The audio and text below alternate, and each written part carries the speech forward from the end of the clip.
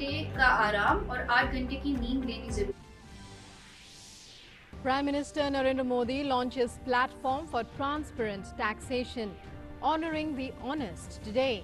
PM says it is a new milestone in structural tax reforms, banking the unbanked, securing the unsecured and funding the unfunded is the main focus of the government. Efforts to make tax system seamless, painless and faceless. Faceless assessment and taxpayers charter will be implemented from today. Faceless appeal facility will be available by 25th September. Prime Minister says taxpayers charter is a big step in the journey of the country's development. This faceless system will instill fairness and fearlessness in nation's taxpayers.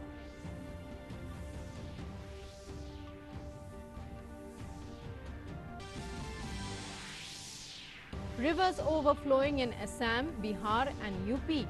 Flood situation continues to remain grim in 16 districts of Bihar. IMD issues warning of heavy to very heavy rainfall in northwest and central India in the next 48 hours. Situation remains peaceful in Bangalore East. FIR filed against 17 main accused. Government orders inquiry into the incident. Union Minister Sadanand Gowda visits riot-hit police stations. Active COVID-19 cases in the country cross 6,50,000.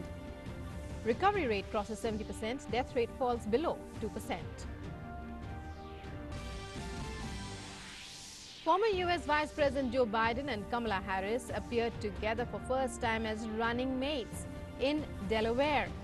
Biden refers to his running mate as a child of an immigrant. And in sports, French club PSG reaches semi-finals of UEFA Champions League, defeat Atlanta 2-1 in quarter-finals.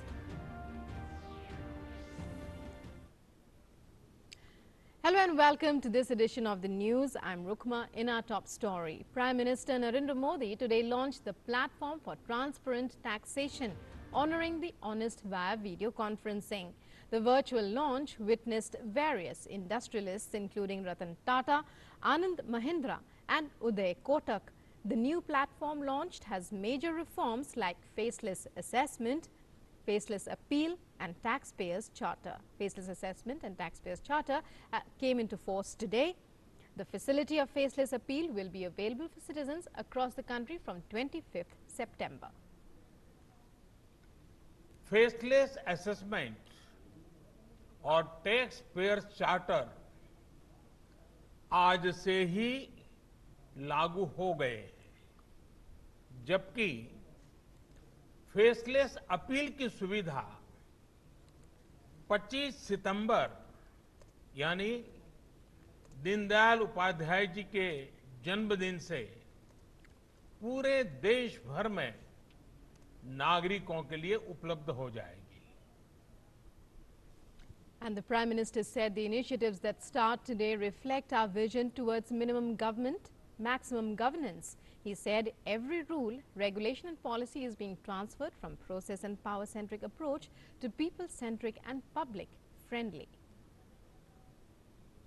नई व्यवस्थाएं, नई सुविधाएं, minimum government, maximum governance, इसके प्रति हमारी प्रतिबद्धता को और मजबूत करती है.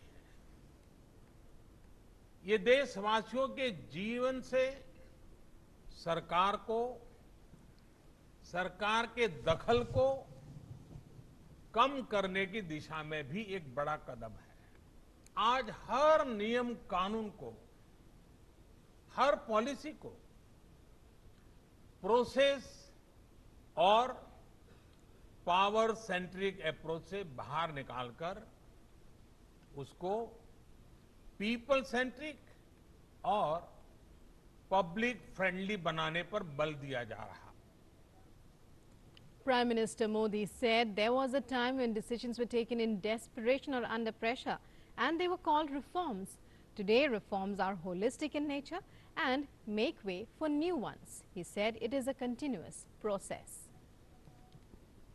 हमारे लिए रिफॉर्म का मतलब है रिफॉर्म नीति आधारित हो, टुकड़ों में नहीं हो, होलिस्टिक हो और एक रिफॉर्म दूसरे रिफॉर्म का आधार बने, नए रिफॉर्म का मार्ग बनाए। और ऐसा भी नहीं है कि एक बार रिफॉर्म करके रुक गए, ये निरंतर सतत चलने वाली प्रक्रिया है। The Prime Minister underlined the role an honest taxpayer plays for a nation. He added that the government aims towards making tax-paying processes seamless, painless and faceless. कोशिश ये है कि हमारी टैक्स प्रणाली सीमलेस हो, पेनलेस हो, फेसलेस हो।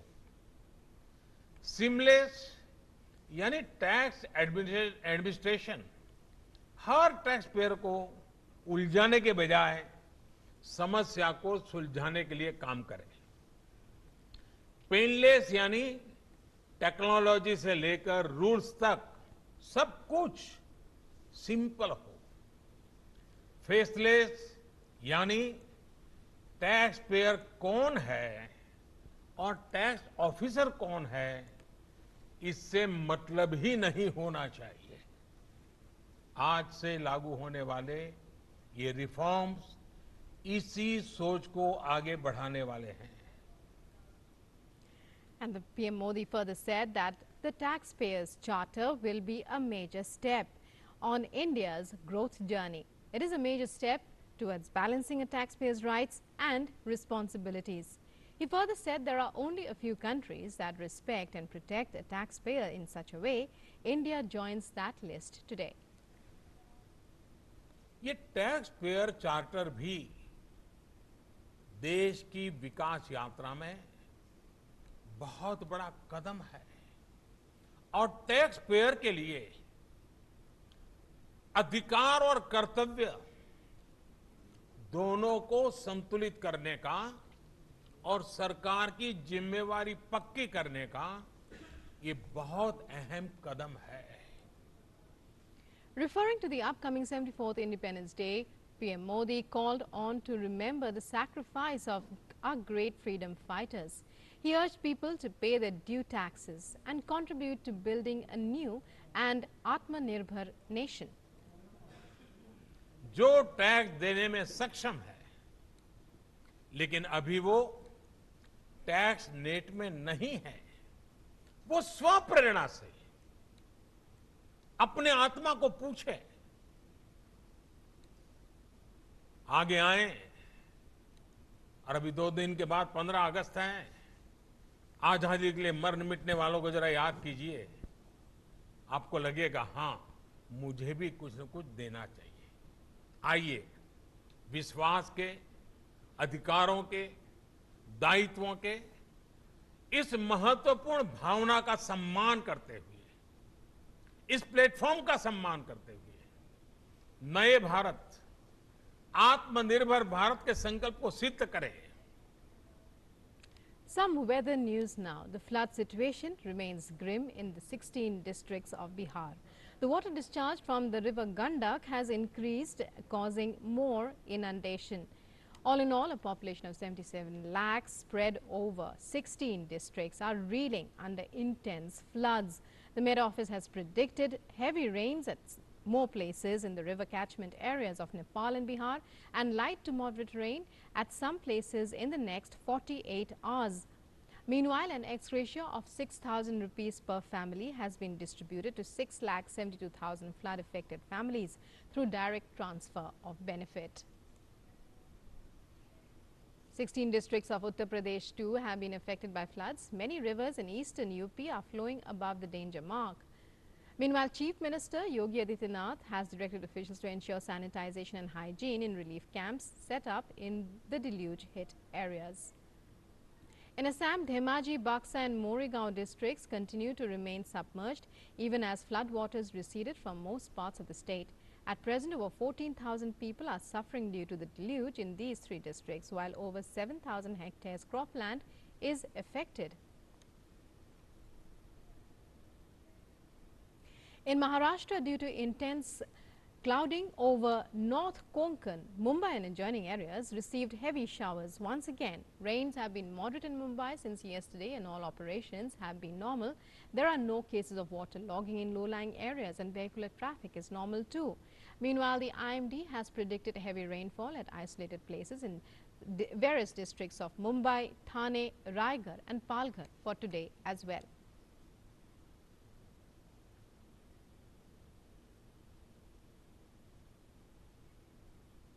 In Uttarakhand, continuous rainfall has disrupted normal life, affecting transport and communication in several parts of the state. Roads in Pithoragarh's Dharchula region remained closed for 8 hours due to landslides. Tawaghat-Lipulekh National Highway has also been closed in view of heavy landslide on the Army Brigade of Gwal village ward. Rivers are also flowing above the danger mark in the state. Meanwhile, Chamoli region remains affected from incessant rains. Traffic in Badrinath National Highway 7 has been halted due to landslides, compelling people to travel by foot.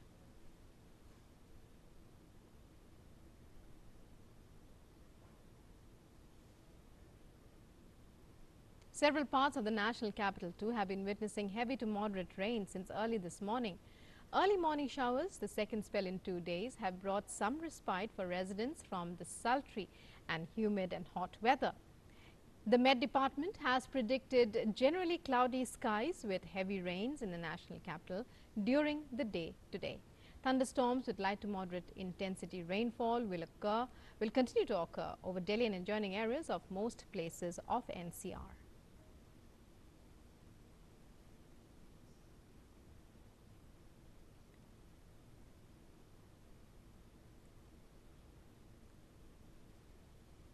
Kerala Chief Minister Pinarayi Vijayan is visiting Rajamala in Idukki district today, where a massive landslide last week completely wiped out several families of tea plantation workers. They will also hold a high-level meeting with officials at Munnar on their return from Rajamala.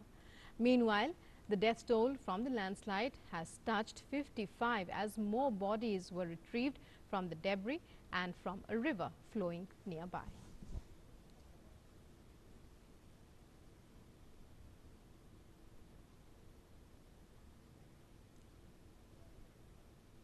In Karnataka, the violence at police station limits in Bangalore East remained peaceful and no fresh incident of any violence took place. The government has ordered an inquiry into the incident and FIR has been filed against 17 main accused in the Bangalore violence. Social Democratic Party of India members also named in the FIR. A total of 140 people, including an MLA's relative, have been arrested so far. Section 144 has been imposed across the city and there's curfew in the riot-hit areas. Other parts of the city, however, remained peaceful. Early on Wednesday, Union Minister Sadanand Gowda visited the riot-hit police stations DJ Halli and KJ Halli in Bangalore. Karnataka Home Minister Basavaraj Bommai also visited these areas. And let's now take a look at updates on the COVID-19 scenario from across the country. Successful implementation of the containment strategy, aggressive testing along with standardized clinical management of critical patients has resulted in the rise of COVID-19 recoveries in the country. The recovery rate has reached 70.77%, while the case fatality rate has fallen below 2%. Over 16,95,000 people have recovered from the virus so far. The number of active COVID-19 cases in India stands at 6,53,000, which is 27.27% of the total cases reported so far. India's three-pronged strategy of trace, test and treat is proving to be a success. One tangible outcome of the strategy is that the fatality rate has further dropped to 1.96%. In an effort of governments across the nation for the containment and management of COVID-19, the union government's prime focus has been on strengthening health infrastructure. to fight the pandemic along with effective management. To push the mission of Atmanirbhar Bharat and Make in India, the Union government has been providing medical supplies free of cost to all states, union territories and medical institutions. With combined efforts of the Ministry of Health and Family Welfare, Ministry of Textiles and Ministry of Pharmaceuticals, DPIIT, DRDO and others, the efforts have made these missions stronger.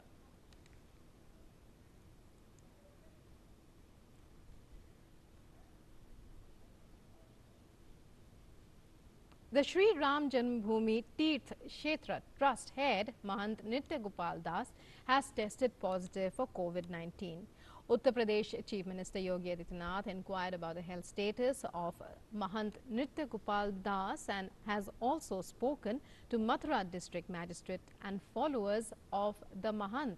The CM has asked doctors to look at medical requirements of Nitya Gopal Das. He has also directed DM of Mathura to provide all possible support and best possible medical attention.